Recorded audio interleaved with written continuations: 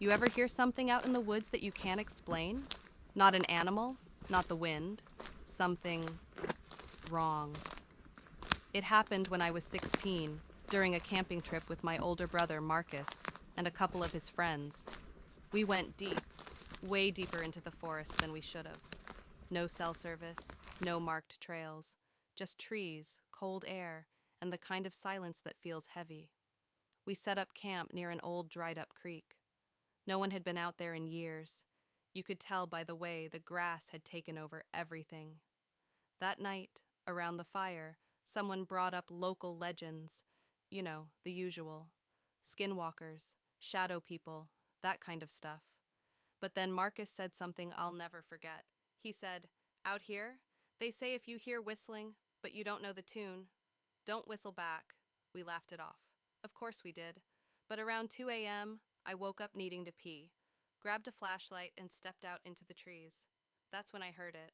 A whistle, software slow. Just a few notes, like someone testing out a melody. But I didn't recognize the tune. I figured one of the guys was messing with me. So I called out, "Real funny, Marcus." But no answer.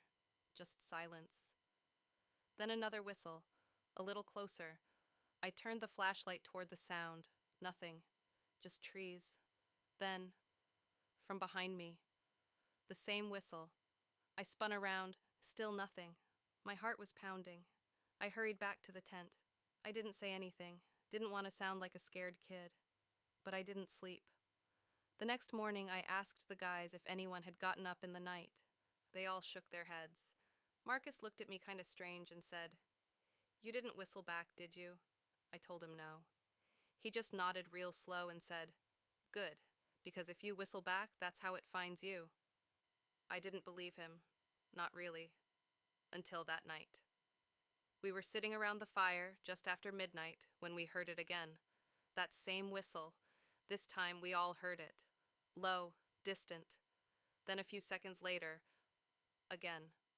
A little closer. Marcus went pale. He stood up, grabbed his knife, and said, "No one whistle." No one move.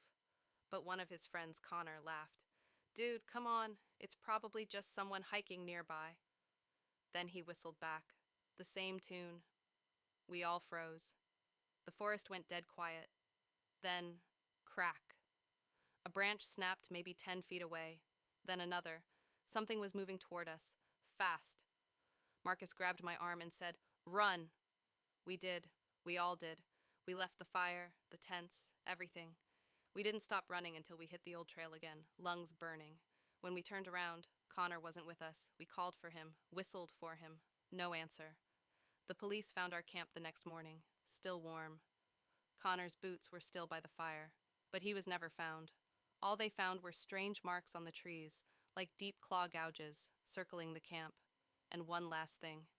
Someone had etched words into the bark of a pine tree. "Don't whistle back."